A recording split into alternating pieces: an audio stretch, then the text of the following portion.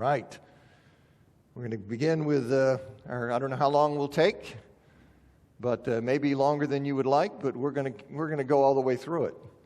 The historical case for the resurrection. Now, the resurrection of Christ, the fact he was raised from the dead to a new bodily life in which death is no longer possible. He's raised to immortal bodily life, as you see in Romans chapter 6-9. Well, this is at the heart of the Christian faith. The resurrection of Christ is at the heart of the Christian faith. Paul declared bluntly in 1 Corinthians 15:14, "And if Christ has not been raised, then empty indeed is our preaching. Empty also is your faith." And then he repeats just 3 verses later, he says, "And if Christ has not been raised, your faith is useless. You are still in your sins." Indeed, Jesus' resurrection, it's tied expressly to our justification. In Romans chapter 4, verse 25, where Paul says, he was given over because of our transgressions and was raised for the sake of our justification. So it's no surprise that belief in Christ's resurrection is necessary for our salvation. As Paul says in Romans 10:9, because if you confess with your mouth Jesus is Lord and believe in your heart that God raised him from the dead, you will be saved. And in 1 Thessalonians 4:14, he says, "For if we believe that Jesus died and rose again, in the same way God will also bring with him the ones who've fallen asleep in Jesus." Now, I first taught this class years ago on the heels of having taught the letter to the Hebrews. And I said repeatedly during the Hebrews class that we need to shore up people's faith in the truth of Christ if we hope to reduce the number who fall away, the number who decide to sell their inheritance for the bowl of stew that our culture offers. We need to shore up their confidence in the things hoped for, their confidence in the fulfillment of God's promises. And we need to strengthen their conviction of things not seen, their conviction about spiritual realities and the future. And I thought then, and I still think, that this class on the historical case for Jesus' resurrection can help in that regard. Now, Tim Keller is a Presbyterian minister in New York City, and he tells of his experience in coming to a deeper appreciation of the reality of Christ's resurrection. He says, "Did I believe the resurrection of Jesus Christ? I mean, of course, I'm a minister. Did I believe in the bodily resurrection of Jesus? Sure, I did. Would you say I really believed it? Sure, I really believed it. Does that give you peace? Sure, it gives you peace. Then I got thyroid cancer. And when I was recovering from thyroid cancer, I got a book by a bishop of Durham, N.T. Wright, called The Resurrection of the Son of God. At the end of 4 weeks, I put it down, and I said, oh my gosh, it really did happen. I then felt the certainty go down 3 more floors in my heart that I didn't even know were there. I thought I was at the basement, that there were 4 or 5 more floors. It just sunk down all the way to the bottom. And maybe there's still more to go. So I'm hoping some of that effect will be, you will have from the class. Now, when I say the historical case for the resurrection, I mean I'm going to approach the question without relying on the inspiration or inerrancy of the Bible. Though I certainly believe in the inspiration and the inerrancy of Scripture, I think it's important to see that one need not start from that position to conclude that Jesus was resurrected. Even if one treats the New Testament documents, Even if one treats the New Testament writings as one would treat any other ancient documents, there are excellent reasons for believing that Jesus rose from the tomb. Now, that doesn't mean that the resurrection can be proven through historical inquiry with absolute certainty. Okay, historical inquiry, it's detective work in which one infers the most likely explanation of various bits of data. Absolute certainty is beyond its grasp. The question in a historical inquiry is whether the historian can ascertain with a reasonable amount of certainty that an event occurred. Can you be reasonably certain of it? So much so that you can trust it. Gary Habermas and Michael Licona, they say in their book, The Case for the Resurrection of Jesus, virtually nothing can be established with 100% certainty. Can we know with 100% certainty that George Washington was the first president of the United States of America rather than a mythical figure? Perhaps documents were forged and stories invented in a conspiracy to encourage the citizens of a new country. We can know that this was not the case with a high degree of certainty. In fact, I would say with a high enough degree of certainty, if you put a gun to my head and said, George Washington, the first president, I'd say, yeah, I'm going to kill you if you're wrong. Go ahead. Okay, so you see, this is what we're talking. There's a difference between absolute certainty and the certainty that is within the grasp of historical inquiry, but that doesn't mean that you can't be sure of something in the kind of sense I can trust on it and live by it. And so that's a point that I think's worth registering. Now, if you've never investigated this question, I think you'll be surprised at how powerful, how strong, how overwhelming the evidence for Jesus' resurrection is. As the Boston College philosophers, Peter Kreeft and Ronald Tiselli, they write, they say, we believe Christ's resurrection can be proved with at least as much certainty as any universally believed and well-documented event in ancient history. Now, seeing this will not only strengthen and solidify your faith, but in Justin Bass's words, will also help you to go on the offensive, not the defensive, with a skeptical and unbelieving world. Now, it will help you be ready to give a defense to anyone who asks you to give the reason for the hope that you have, as we see in 1 Peter chapter 3, verse 15. Now, I want to begin by first disposing of two groundless claims. Okay, this really isn't part of it, but it's kind of like trash that gets in the way.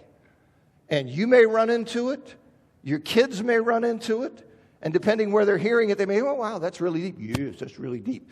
It's just trash. But I want to address it and deal with them before I actually get to the case for the resurrection of Christ. And the first is this idea that Jesus never existed. You hear people say this sometimes, maybe on the internet. You know, like it's really deep. Oh, you don't even know Jesus existed. All right, well, there is no serious debate about whether Jesus existed. As you'll see from the quotes that I'll provide later in the study, the Roman historian Cornelius Tacitus, who wrote the Annals of Rome around AD 115, and the Jewish historian Josephus, who wrote Jewish Antiquities around AD 95, they confirm that Jesus was crucified in Judea when Pontius Pilate was governor. And that was between AD 26 and 36. So we'll see that, and I'll go through those quotes later. But the claim that Jesus never existed, this claim at first popped up in history at the end of the 18th century. Now that's pretty late in the game. It first popped up at the end of the 18th century, and it was proposed by some disciples of the radical English deist, a guy named Lord Bolingbroke. New Testament scholars, historians, classicists, they don't take the claim seriously. It's a joke. They don't take it seriously at all. For example, in his influential study of New Testament interpretation, a work called The New Testament, The History of the Investigation of Its Problems, the German scholar Werner Kummel, he addresses the claim that Jesus never existed. He addresses it only in a footnote, and he says the denial of the existence of Jesus is arbitrary and ill-founded.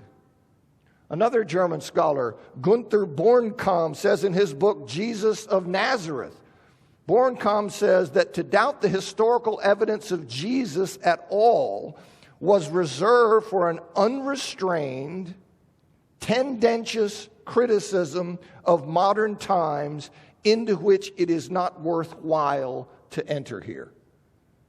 Willy Markson, in his book, The Resurrection of Jesus of Nazareth, he says, I am of the opinion, and it is an opinion shared by every serious historian, that the theory that Jesus never lived is historically untenable.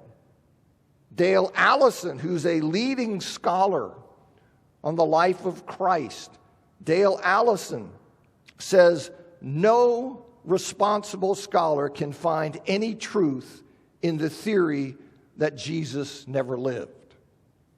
And Craig Evans, who's another scholar who specializes in the same field, focuses on the life of Christ. Craig Evans, he says, no serious historian of any religious or non-religious stripe doubts that Jesus of Nazareth really lived in the first century and was executed under the authority of Pontius Pilate, the governor of Judea and Samaria. Even Rudolf Bultmann.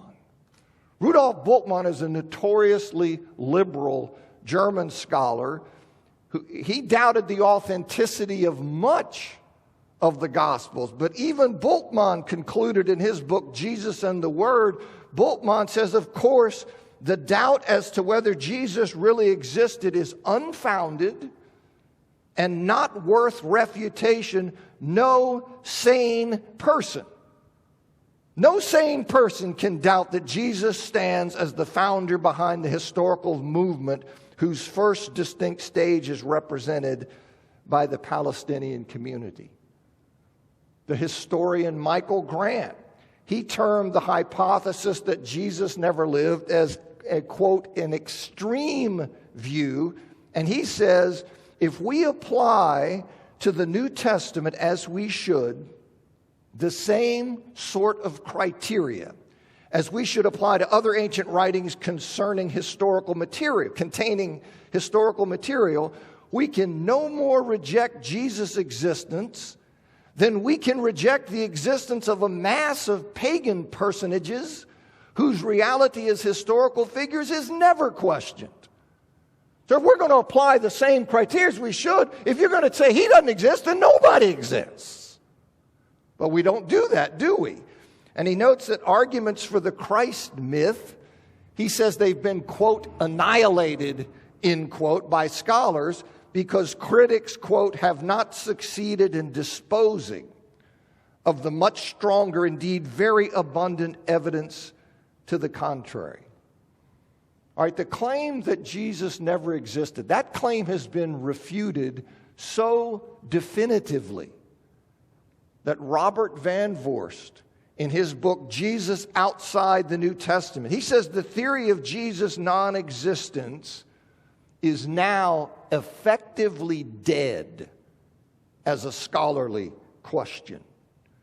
Larry Hurtado, who's an internationally, or was, he died in 2019, an internationally respected scholar who specialized in Christian origins. Larry Hurtado wrote in 2017, he says, the attempts to deny Jesus' historical existence are, for anyone acquainted with the relevant evidence, blatantly silly. So let those who want to argue for or against Christian faith do so on more serious grounds, and let those of us who do historical investigation of Jesus and Christian origins practice our craft without having to deal with the stratagems masquerading as history represented by the mythical Jesus advocates. So he's saying basically, in the words of W.C. Fields, get away, boy, you bother me. You know, this is just an annoyance that I don't want to spend time dealing with. So even Bart Ehrman, you've probably heard of Bart Ehrman. Bart Ehrman, he's a New Testament scholar, but he describes himself as an agnostic or atheist. He's no friend of the Christian faith, but he's a noted New Testament scholar. Bart Ehrman says in his book, Did Jesus Exist? He says the view that Jesus existed is held by virtually every expert on the planet, which is a view with which he concurs. And then he adds, he says, it is striking that virtually everyone who spent all the years necessary to attain these qualifications as serious historians of the early Christian movement is convinced that Jesus of Nazareth is a real historical figure.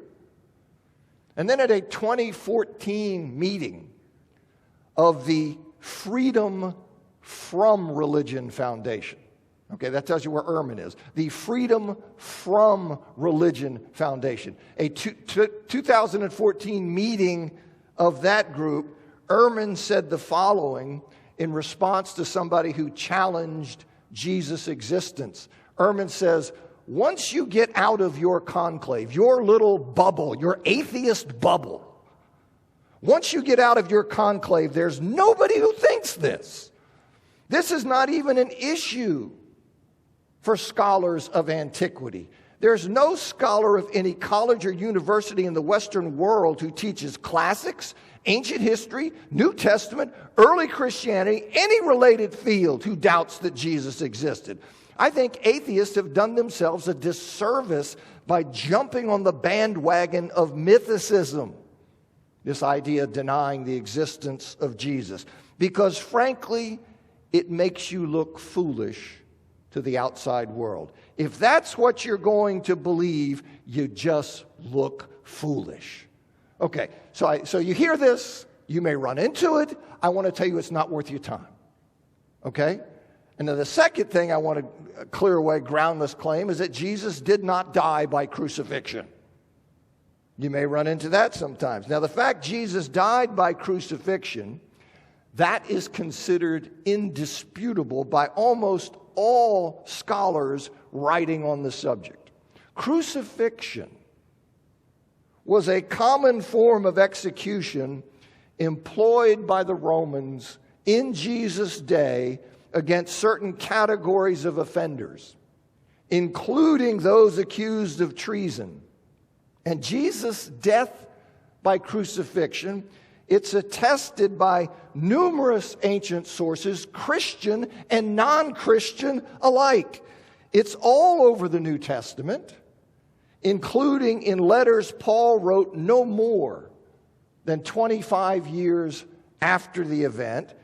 It's reported, it's mentioned repeatedly in early non-canonical, not part of the New Testament, but early Christian literature.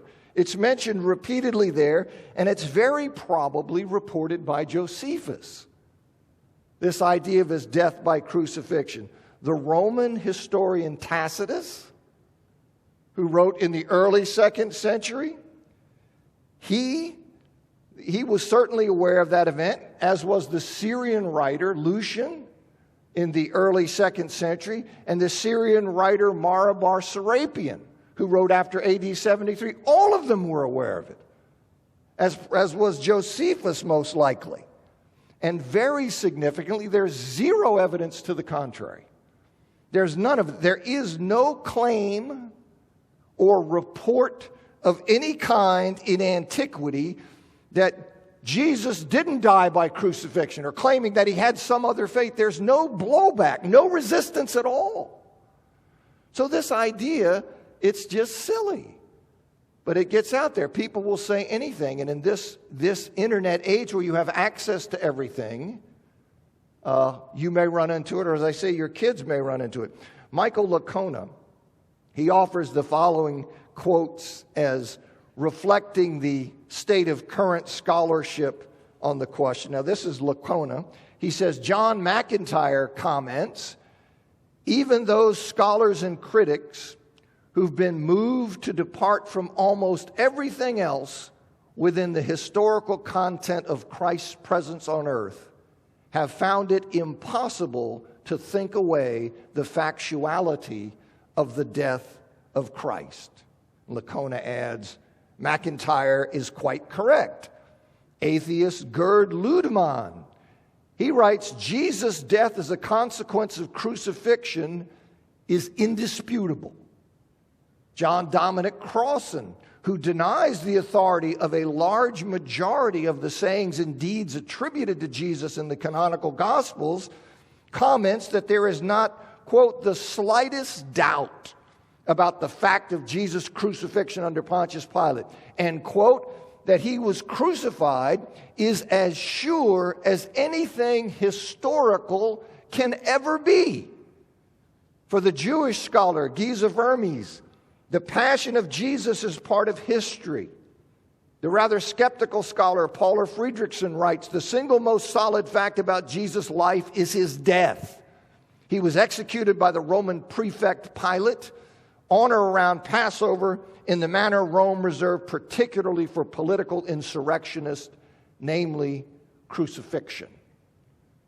In a quote that I gave earlier by Craig Evans in this quote that I gave you before, where he says, no serious historian of any religious or non-religious stripes doubts that Jesus really lived in the first century and was executed. Nobody doubts that. Nobody doubts that who's informed, who knows what's going on, that he was executed under the authority of Pontius Pilate, the governor of Judea and Samaria. Bart Ehrman, the agnostic/atheist, he says one of the most certain facts of history is that Jesus was crucified on orders of the Roman prefect of Judea, Pontius Pilate. The Roman Catholic scholar, Luke Timothy Johnson, certainly no fundamentalist. Luke Timothy Johnson, he says the support for the mode of his death, its agents, and perhaps its co-agents is overwhelming. Jesus faced a trial before his death, was condemned, and was executed by crucifixion. James D.G. Dunn, an internationally respected New Testament scholar, before his death last June, Dunn says that Jesus' death by crucifixion commands almost universal assent, and he says it ranks, quote, high on the almost impossible to doubt or deny scale of historical facts. All right, so these are two things I just want to bring before you, explain to you. They're not worth wasting your time on, but you may run into them. That Jesus never existed, that Jesus didn't die by crucifixion. I'm not going to get into the nuts and bolts and do more than I've already done. I just want to show you those. I'm disposing of them as groundless claims. Now, before we actually get to the case, I want to say a bit about the views of death and afterlife at the time of Christ. This is important. This is context for understanding the evidence we're going to be going through. It's useful to see how did people at the time of Christ think about death and the afterlife. Well, some in the ancient pagan world, non-Jewish, non-Christian, some in the ancient pagan world, they denied that there was any kind of life after death. In other words, their idea of some in the pagan world was that when you die, that's it. You simply are extinguished. You had some like that. But most people in the pagan world believe that a person's soul or spirit, the non-material element of one's being, most pagans in Christ's time believed that the soul or spirit of a person continued to exist after death. Now, those pagans who believed that, who believed in a continuing existence of the soul or spirit after death, did not believe in resurrection, in the restoration of bodily life after death. See, for them, death was a one-way street to a disembodied existence. That's how they perceived it. Paul Williamson, in his 2017 book, Death and the Afterlife, he concludes the section of that book titled Resurrection in Greek and Roman Culture this way.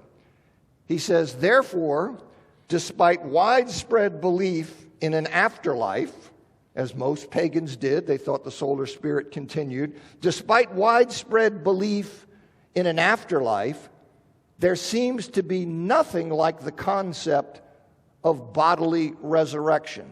Rather, apart from Jews and Christians, the Greco-Roman world appears to have used resurrection language for a concept they philosophically rejected and categorically denied. For some, it was irrational. For others, it was undesirable. But in both popular opinion and educated thought, it was thought utterly impossible.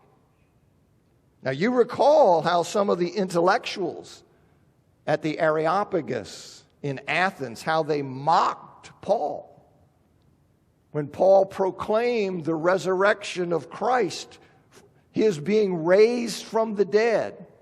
Acts chapter 17, verses 31 and 32. The claim just struck them as nonsense. That wasn't how they saw things or viewed things. And here's how the New Testament scholar, in fact, a renowned New Testament scholar, N.T. Wright, he summarized his research on ancient views of death and the afterlife in his 2008 book, Surprised by Hope. Here is what Wright says.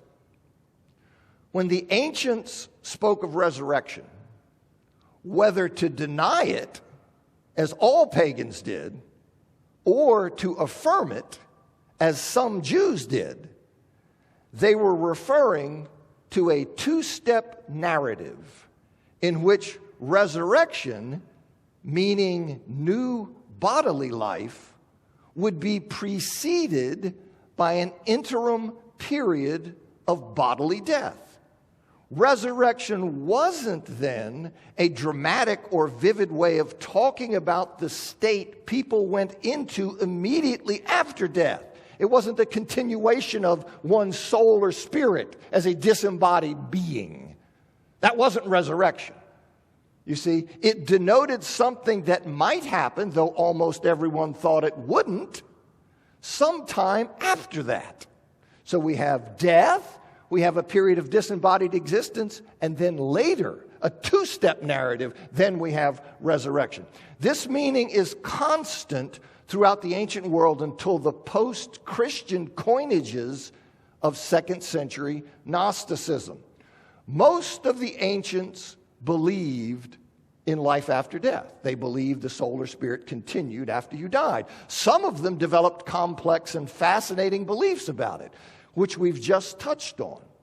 But outside Judaism and Christianity, and perhaps Zoroastrianism, though the dating of that's controversial, they did not believe in resurrection. In content, resurrection referred specifically to something that happened to the body. Everybody knew about ghosts, spirits, visions, hallucinations, and so on. Most people in the ancient world believe in some such things. They were quite clear that that wasn't what they meant by resurrection. Resurrection meant bodies. We cannot emphasize this too strongly, not least because much modern writing continues most misleadingly to use the word resurrection as a virtual synonym for life after death in the popular sense.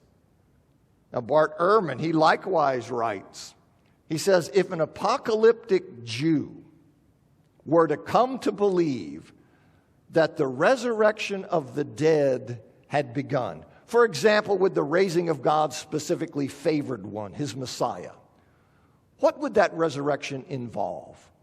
It would naturally and automatically involve precisely a bodily resurrection.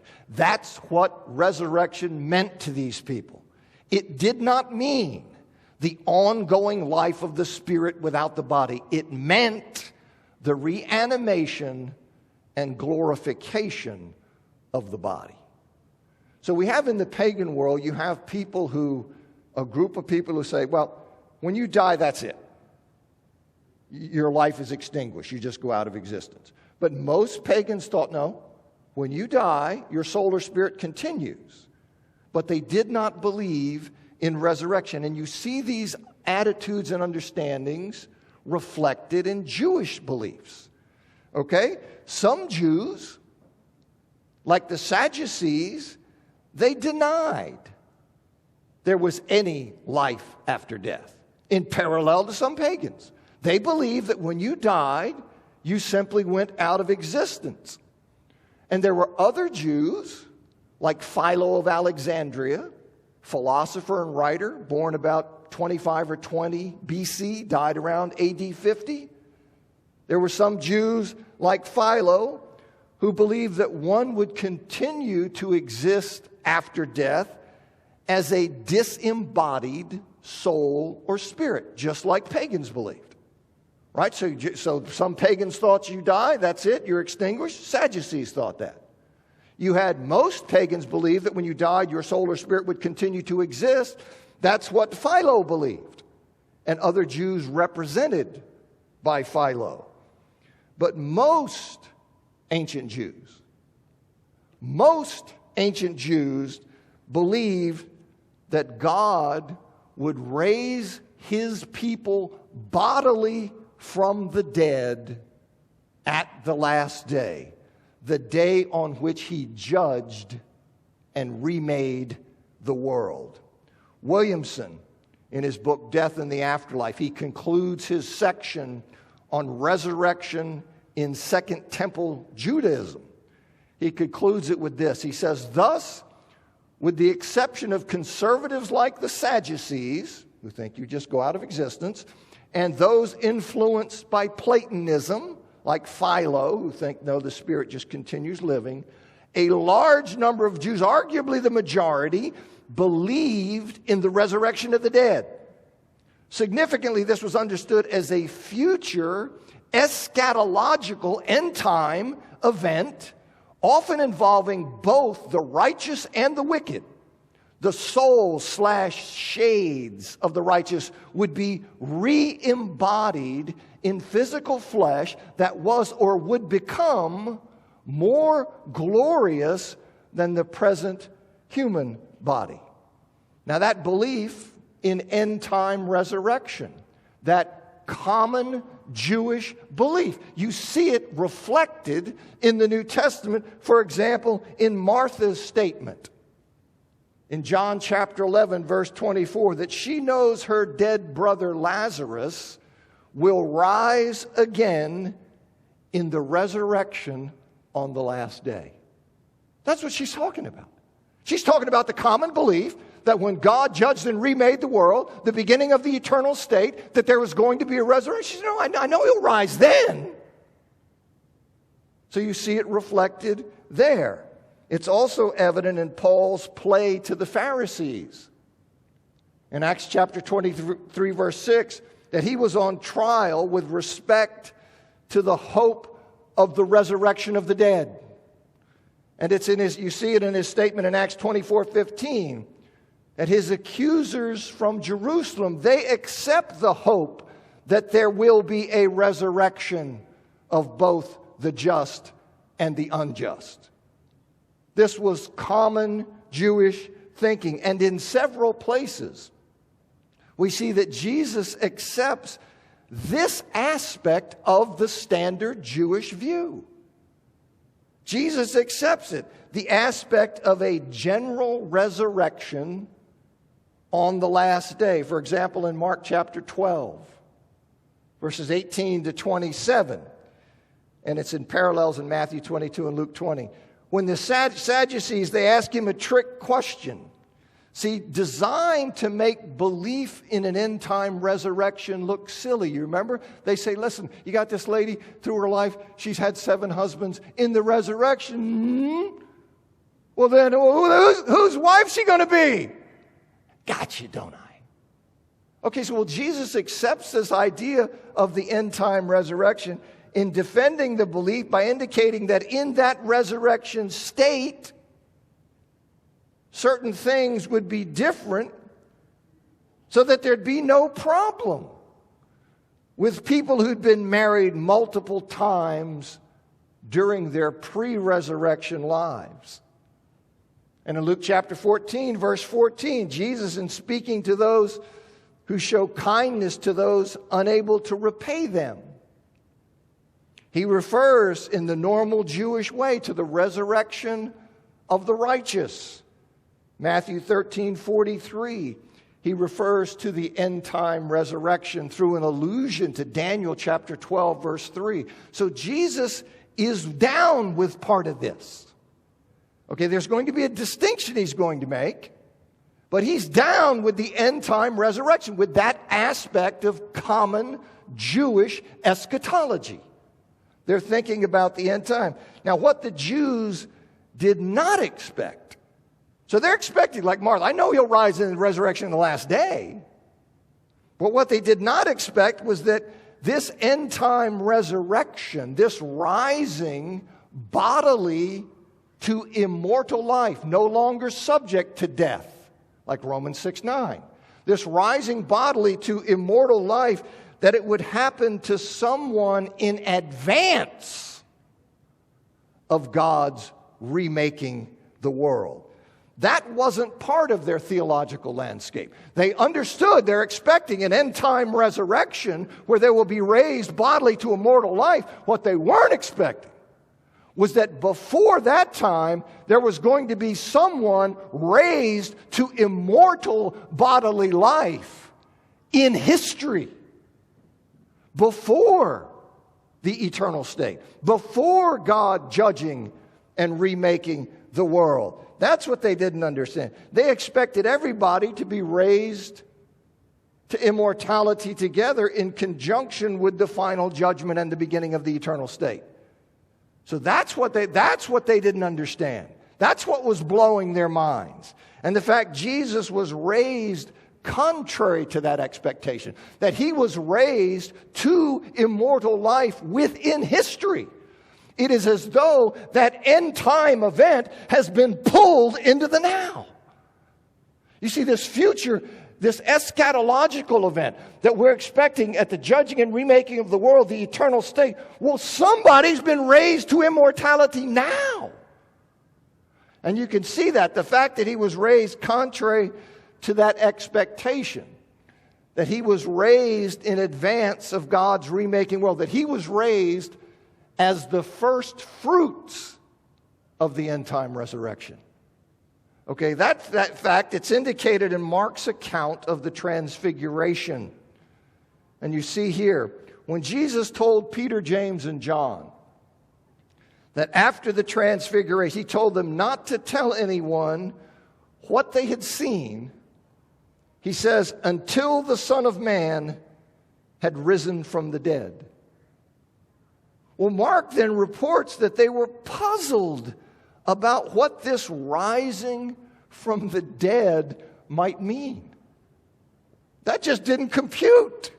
That wasn't part of it. R.T. France comments on this in his commentary. He says, if the disciples understood Jesus to be talking about his own individual restoration to life after death within the normal course of history, they had good reason to be bewildered, as no clear precedent for such an idea can be found in extant literature of the period. That was not part of their theological landscape. Yes, they understood a resurrection at the end.